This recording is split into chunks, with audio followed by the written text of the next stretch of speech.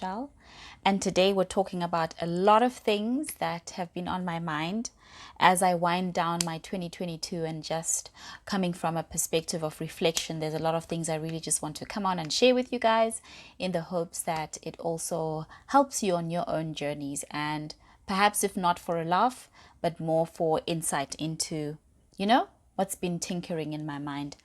The next one, this I was very guilty of. It's like dating from a type list. Like I had a list. And I think now that I'm older, I realize that the list that I had created had really good qualities of what to look for in someone that you date, right? But I shouldn't have been doing that, because what it did was it excluded all of the people that I subsequently dated that didn't fit a list at all, that really I found growth in being in those relationships, because they were very different from anything I stereotypically would have picked or chosen to date. Now, I'm a firm believer that you shouldn't be dating from a list to begin with. I think the notion should be that you should, as a person, really understand what a valuable partner looks and feels like and what contributions they would bring to you to help you feel more yourself and also more, just more who you really are at the different phases of your life. And because you change, that list cannot be a stagnant list. Even if the list ladies don't come for me, even if you have a list, perhaps the view should be that this list cannot just be cast in stone and never change. Because as you grow in your 20s and you experience a lot of things, your perception about things that matter versus don't matter changes, right? And because of that, don't you think that who you are changes as well, and who you are becoming changes? And then the list that I wrote when I was 18 years old and I was sitting with my bestie and we were coming up with what a perfect man would look like definitely doesn't exist in the real life of dating, and certainly cannot be built into a specific list, because you change yourself. So the things you'd be looking for in a partner would be different, right? At different phases of your life. I do understand and believe that there's certain core values and, core ethos that you look for in a partner that wouldn't primarily change. Like for me, it's that it's a person who understands and honors the relationship they have with God. That would, if I had a list, that would always be on my list, and it's always been on my list. So I understand that but that's because at the core of who I am a person who always has integrally, had a natural affiliation and certainly a conscious desire to have a close relationship with God. And because of that, that would have been something I look for as well in a partner. So while there are certain things that from a value perspective could really be entrenched in who you are, and those are things that you would look for in a partner, or maybe not, but at least be a baseline to understand what it is that you'd be looking for in a partner. Certainly you shouldn't be looking at a list, because that list is impractical, because highly likely that you wrote the list before you actually started dating, or in the very infancy of dating. Like some people start quite early, right? By the time you're 18, you kind of like have a taste for what's happening on the scene and what you kind of like from the menu.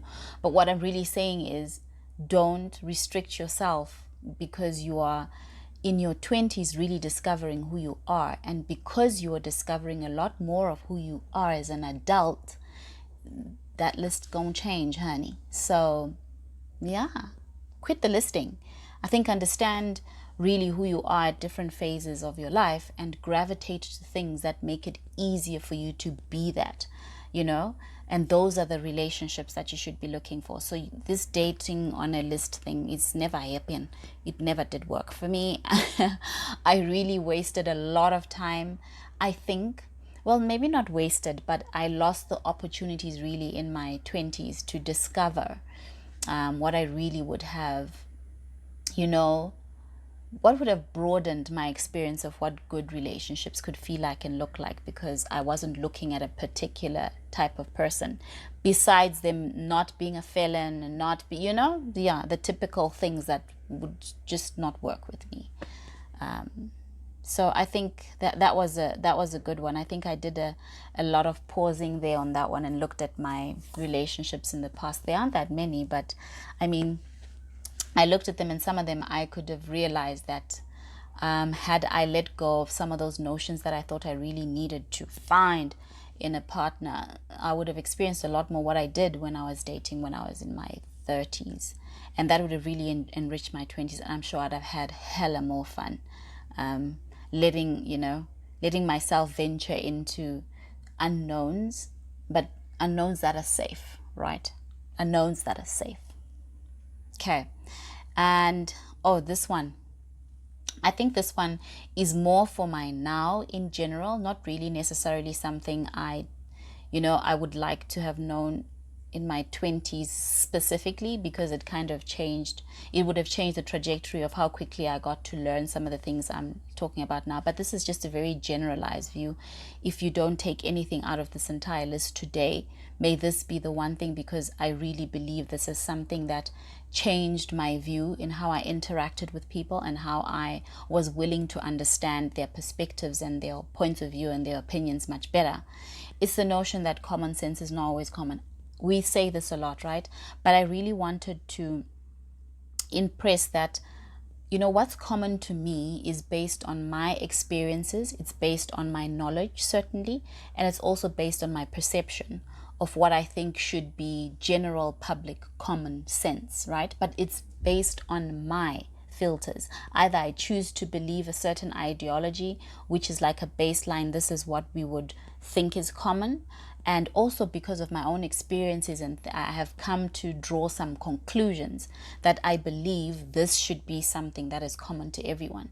Now, just understanding that your own common sense comes also from the things that you choose to believe, and your experiences, your own filters, should be enough for us to really understand that what's common to you may not be common to the next person, because their experiences, their beliefs, and what they choose to entrench themselves in could be vastly different in the same situation or experience that you're having today now.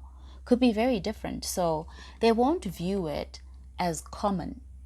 Whatever it is that you think they should be viewing as common might be very uncommon because of their points of reference, their beliefs, and also their experiences of the similar or the same type of situation that's in reference to what you think should be common sense. So I think that one for me was a big one, to say, really, we need to be very conscious about understanding that common is a personal thing. What is common to you may not be common to the next person, because what you choose to believe in and what your perception of that thing is and what you think it should be could be entirely different to someone else. Entirely.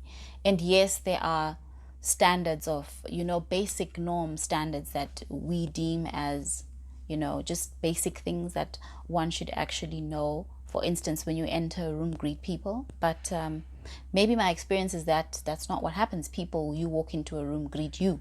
So you're thinking that this should be common, that, people greet, could be very different to what I deem this should be common, people greet, right? We could have very different views on the same topic. So let's just be careful not to just default to saying this should be common and ergo judge a person.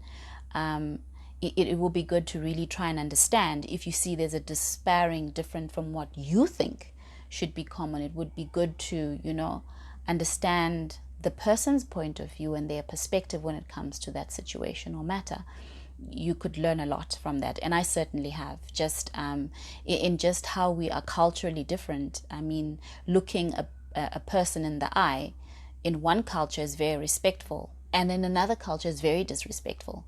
And I could say, because of the way that I was raised, that common sense is that you need to connect and look at me in the eye. And someone could actually say that is so disrespectful. You don't do that. When you respect someone, you actually try not to look them square in the face. So yeah, common sense is only common to you.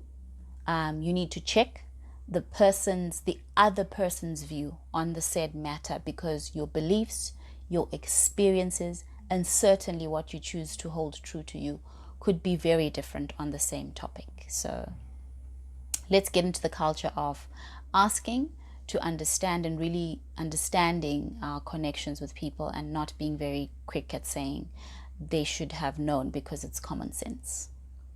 Right? Well, that was it for tonight. I hope I shared something that was interesting, insightful, that gets you thinking differently, or certainly makes you, take a different look at what it is that you're actually pining about now. And to those that are my audience that's young, in your 20s, the 20s is really about discovering who you are, right? And do that on your own terms.